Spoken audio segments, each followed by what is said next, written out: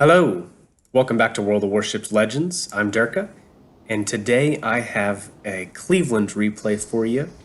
We are on Sea of Fortune. It's a domination game, and I just wanted to give some commentary on this gameplay, kind of talk about how we set the ship up, and how we play these American light cruisers, and maybe help you guys improve your gameplay.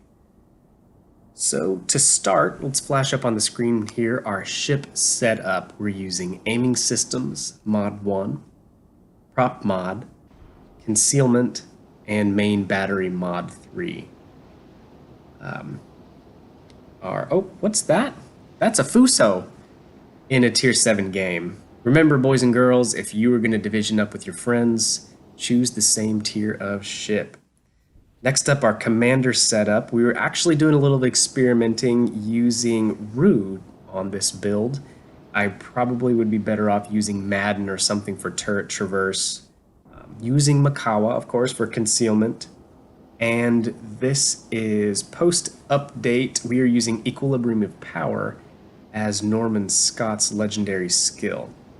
And this increases armor penetration of high explosive shells, and a little bit of a trade-off for a 2% less fire chance and an overall reduction in HE shell damage. It's a bit of a trade-off giving up fully packed. You know, we're missing a third sonar, a third radar, a third heal, but it's going to prevent a lot of the shatters that these 152 millimeter rounds are prone to. So, at the beginning, we get in a nice concealed position. I just want to wait and see if any battleships are pushing up. When I realize we're safe from that, new guy's shiny Odin, we go ahead and push up to the next island here. Want to be supportive of our destroyer. He's going for the cap. He's spotting for his team. I mean, this is rare. Give this guy a medal. So I want to be here for him, be supportive. I'm afraid he just got spotted by that spotter plane. So he might be, facing some incoming fire. So as we're moving into this position, this is why concealment is so important, because this Atago has no idea that I'm here. And because of that, his game's over in 10 seconds. Another thing to remember with these light cruisers is shell selection. If you have a good juicy broadside target like this, switch over to AP and hammer them. Now, along with this Atago, his buddy behind him, the York, I guess didn't get the memo either, so he pops out as well. I think he realizes his mistake and he goes to try to put it in reverse, but I don't know if his controller died or... Bag up, Terry. Put it in reverse, Terry. We're at 9 kilometers and shooting these AP shells, we are getting shots into his citadel like this. Now we drop spot on him here because our Z-23 to the left of us, he must be sitting in his smoke screen. So I go ahead and use one of the radars because we need to get this guy lit up, get him out of the match. And again, that's just one of the things you're going to have to consider with not having fully packed on your cruiser commander. We only have one radar left for the rest of the game. So broadside Nagato, but he's starting to turn out, so we go ahead and switch over to our high explosive shells and start peppering this guy. Kind of looking at the map awareness, that's something that we would all do better to do. We take up a position behind this island so that we're safe from these 3 battleships that are spotted. Nagato, Bismarck here pretty close, and then Mr. Ganai's now headed over towards A. Now our team over on the A side is doing a very good job of pushing aggressively up and kind of opening up some crossfire opportunities. So sitting behind an island like this, HE spamming battleships, it's not really the most effective play, but really because of these 3 battleships, I'm kind of stuck in this position. I really can't sail out. There's honestly no need for me to. We have the points advantage, the cap advantage, the ship advantage. There's no need for heroics or anything crazy, so I'm content to just sit here and get some damage on these guys to kind of defend C And right there, that was actually a perfect example of the turret rotation on these ships. It could be better, and I think on your build, that could be something that you take into account. The faster you can get those turrets on your target, the more damage that you're going to be able to rack up.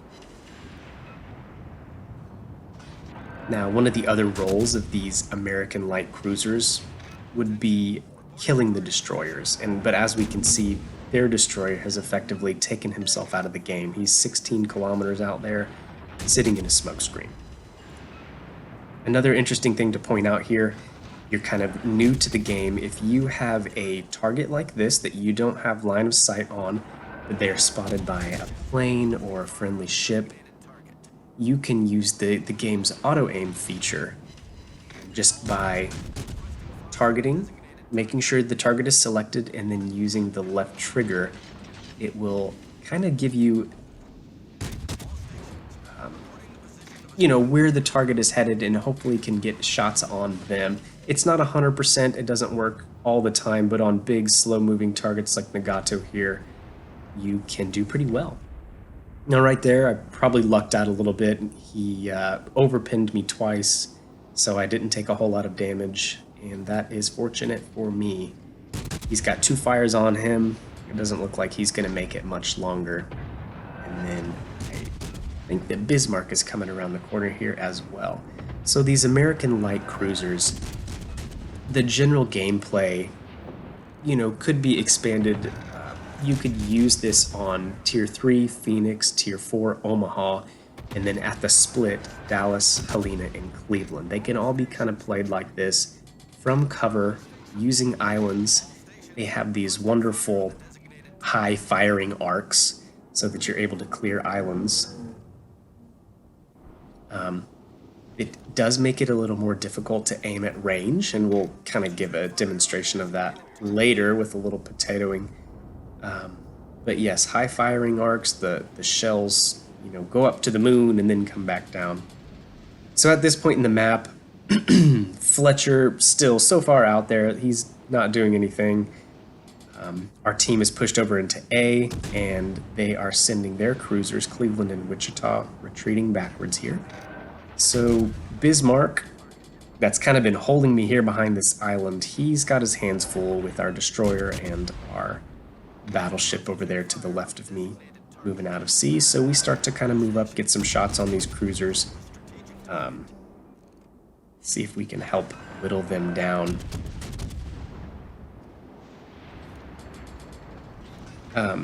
At this point, I've only played Cleveland twice, so it takes a little bit. The more that you play the ship, the more that you're gonna, do better with it, know how it aims and things like that. Also worth pointing out that at this point in the video, having only played 2 games, the ship was not fully upgraded. So there's a lot more room for potential. Here, the Bismarck, as he kind of sails away from us and picks up speed, it demonstrates this time to target for the shells. And the farther they get away, you can see time to target 11.75 seconds. And at that kind of range, with a mobile ship, it's going to be very hard to hit your targets. So keep that in mind. And that is one of the reasons we took main battery mod rather than increased range. Because, being able to shoot 15 kilometers in a ship like this really isn't that effective, because it takes 15 seconds or more for your shells to get to target, and at that time they have all the opportunity in the world to move and to dodge.